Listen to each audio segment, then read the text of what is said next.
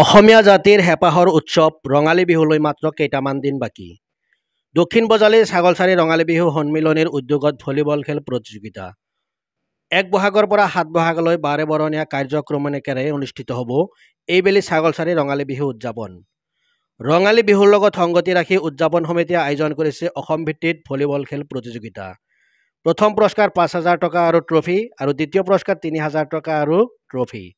মঙলবাৰে দিনজোৰা কাৰ্যসূচীৰে অনুষ্ঠিত হয় এই ভলীবল খেল প্ৰতিযোগিতা।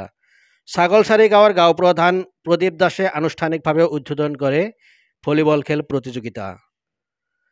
ছাত্ৰ ছাত্ৰীসকলৰ শৈক্ষিক আৰু মানসিক বিকাশৰ স্বাৰ্থত ছাগলচাৰী ৰঙালী বিহু উদযাপন সমিতিয়ে আয়োজন কৰিছে এই খেল ধেমালিৰ বৰ্ণাঢ্য আয়োজন।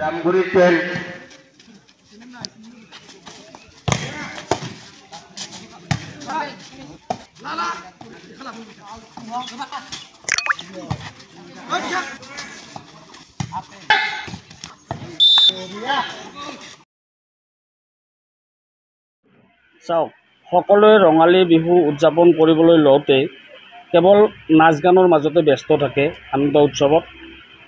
আৰু ছাগলচাৰী ৰঙালী বিহু উদযাপন সমিতিয়ে সাধাৰণ ব্যতিক্ৰম হ'বলৈ গৈছে এইকাৰণে যে ছাত্ৰ ছাত্ৰীসকলৰ শাৰীৰিক মানসিক আৰু শৈক্ষিক দিশত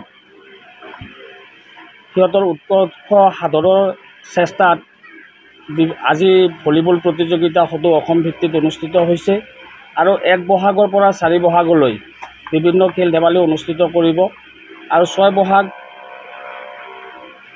আৰু ৭ বহাগত একক নৃত্য প্ৰতিযোগিতাৰ লগতে সাংস্কৃতিক সন্ধিয়াৰ আয়োজন কৰিছে আৰু একক নৃত্য আৰু সাংস্কৃতিক সন্ধিয়াৰ প্ৰাকমুহূৰ্তত মুকলি বিহু অনুষ্ঠান আছে। হয়, আজি ৰাতিপুৱা আমি ১০ বজাত আৰম্ভ হোৱা কথা আছিল, কিন্তু ভিন্ন ঠাইৰ পৰা অহা টীমসকলৰ পলমকৈ অহাৰ বাবে আমি অকণমান পলমকৈ আৰম্ভ কৰিবলগীয়া হ'ল। আজি যিমান দূৰ আমি আশা কৰিছোঁ নিশা ৮-৯টাৰ ভিতৰত অনুষ্ঠানটো আমি সমাপ্ত কৰিব পাৰিম। হয়, প্ৰথম পুৰস্কাৰ ৫,০০০ টকা আৰু দ্বিতীয় পুৰস্কাৰ ৩,০০০ টকা।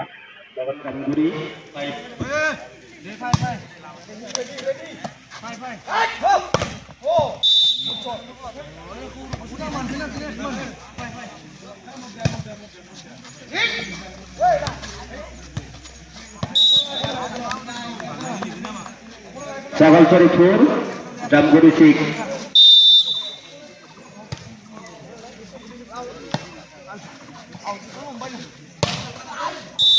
জামগুৰি 12।